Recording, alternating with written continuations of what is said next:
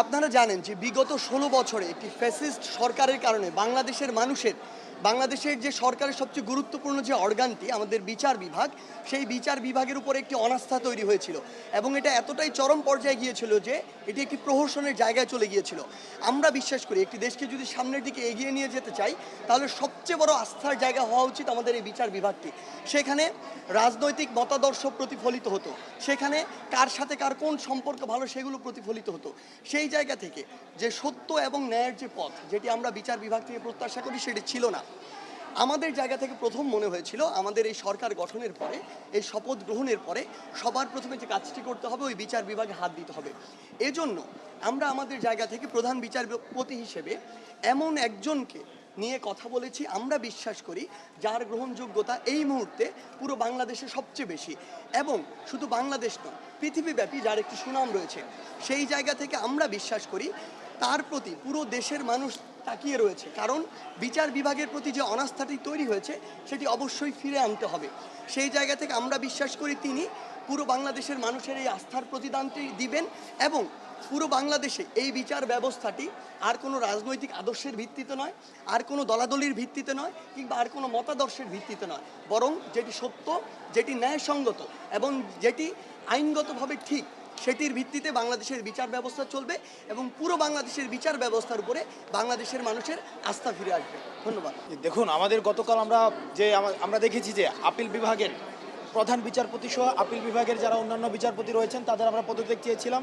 সেই জায়গা থেকে আমাদের দাবির প্রেক্ষিতে প্রধান বিচারপতি পদত্যাগ করেছিল, কারণ আমরা দেখেছি যে বিগত ফ্যাসিস্ট সরকারের যে প্রধান বিচারপতি ছিলেন, আপিল বিভাগের অন্যান্য বিচারপতি ছিলেন, তারা বিগত ফ্যাসিস্ট সরকারের এজেন্ডা বাস্তবায়ন করেছে। অর্থাৎ একটি জনমুখী বিচার ব্যবস্থার পরিবর্তে তারা একটি সরকারি দলের এজেন্ডা বাস্তবায়নের জন্য সবসময় কাজ করেছে, যার কারণে এই সাংবিধানিক প্রতিষ্ঠানটির উপরে মানুষের অনাস্থা সৃষ্টি হয়েছে।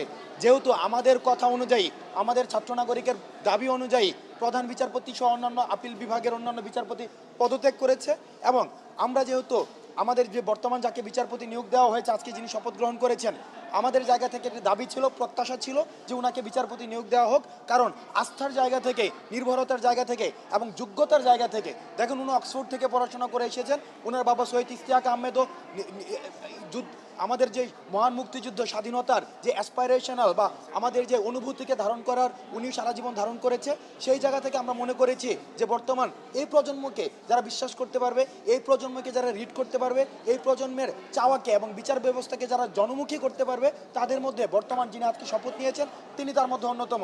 আমাদের কথা অনুযায়ী, আমাদের দাবি অনুযায়ী, যেহেতু তাকে আজকে শপথ পাঠ করানো হয়েছে, প্রধান বিচারপতি হিসেবে নিয়োগ দেওয়া হয়েছে, ছাত্র নাগরিকের পক্ষ থেকে আমরা এই অন্তর্বর্তীকালীন সরকারকে আমরা ধন্যবাদ জানাই এবং আমরা বিশ্বাস করতে চাই আমাদের এই যে ছাত্র নাগরিক যারা আমরা রয়েছে, রাষ্ট্র সংস্কারের কাজ এখন শুরু হয়েছে। রাষ্ট্র সংস্কার পূর্ণাঙ্গ না হওয়া পর্যন্ত আমরা এই অন্তর্বর্তীকালীন সরকারের সবসময় তাদের কাছেও আমরা একটা প্রেসার গ্রুপ হিসাবে আমরা কাজ করে যাব।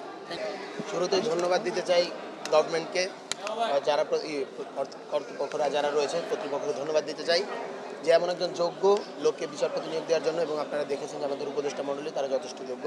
তবে আপনারা দেখতে পেয়েছেন গতকালকে আমরা যে এই 3 দফা দাবি করেছিলাম, একটা দফা আমাদের ইতিমধ্যে পূরণ হয়েছে, এই জন্য ধন্যবাদ। তার সাথে আরও 2টো দফা দাবি ছিল।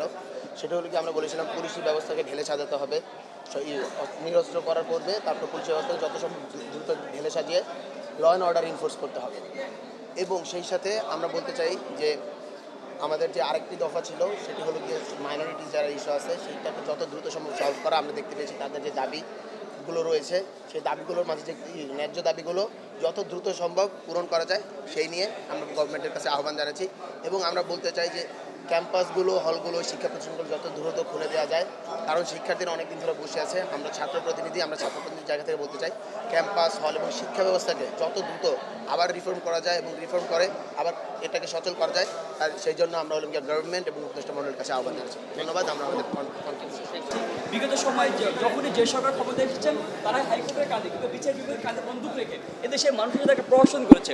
আমরা এদেশের ছাত্র সমাজ যখন রাষ্ট্র সংস্কারের কাছে হাত দিয়েছে, আমরা এখন চিন্তা করব, আমরা এখন কাজ করব এই বিচার বিভাগ যেন নির্বাহী বিভাগ থেকে স্বাধীন হয়ে কাজ করতে পারে, এদেশের মানুষের ন্যায্য যে অধিকারটা সে যেন ন্যায্য বিচার পায় সেটা নিশ্চয়তা প্রদান করতে পারে। এখন ছাত্র সমাজ সেদিকে নজর দিবে।